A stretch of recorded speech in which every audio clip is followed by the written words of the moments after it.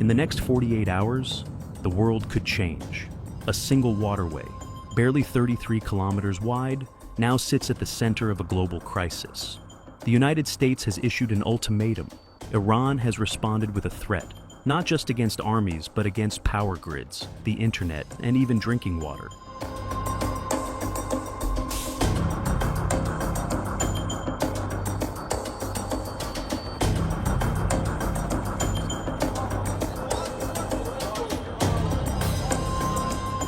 This is the Strait of Hormuz, a narrow strip of water between Iran and Oman. But don't let its size fool you. Nearly 20% of the world's oil passes through this corridor every single day. Tankers carrying fuel to Asia, Europe, and beyond all depend on this route staying open. If it's blocked, even briefly, the shock is global. Fuel prices surge, stock markets fall, and economies, from India to Germany, feel the impact almost instantly. Right now, that risk is no longer theoretical.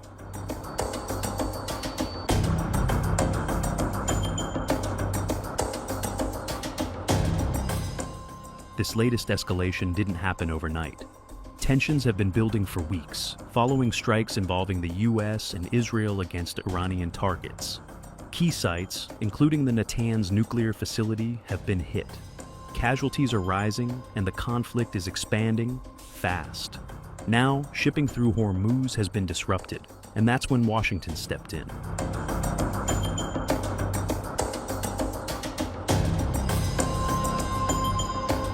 Trump has issued a clear demand to Iran.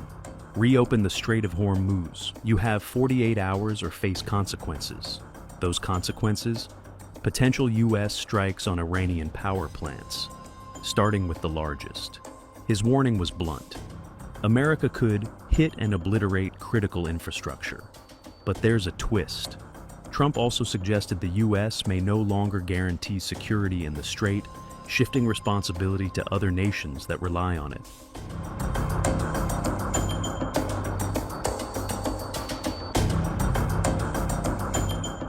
Just as tensions peak, Iran sends a warning.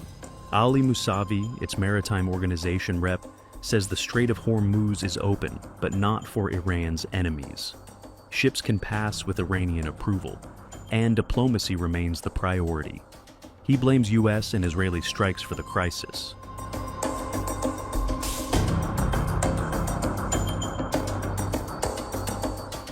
At the same time, Iran's military message is far more aggressive.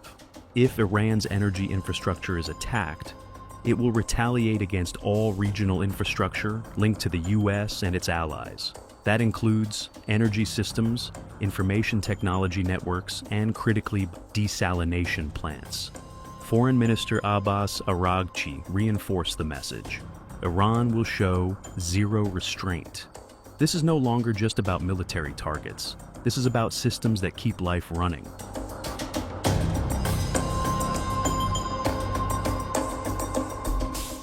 Desalination plants don't make headlines, but in much of the Middle East, they are essential.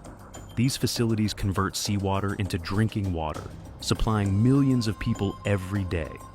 If they're disrupted, cities could run dry within hours or days. No water, no sanitation, no stability.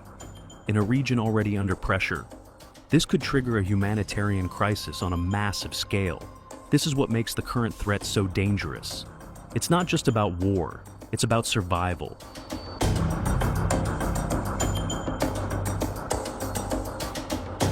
The economic impact is already unfolding.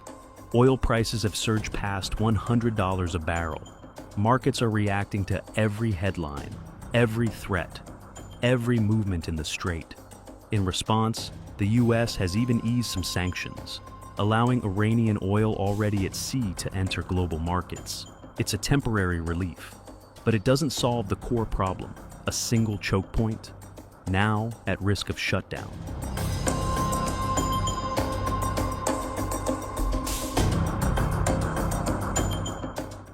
There are signs this conflict could expand even further.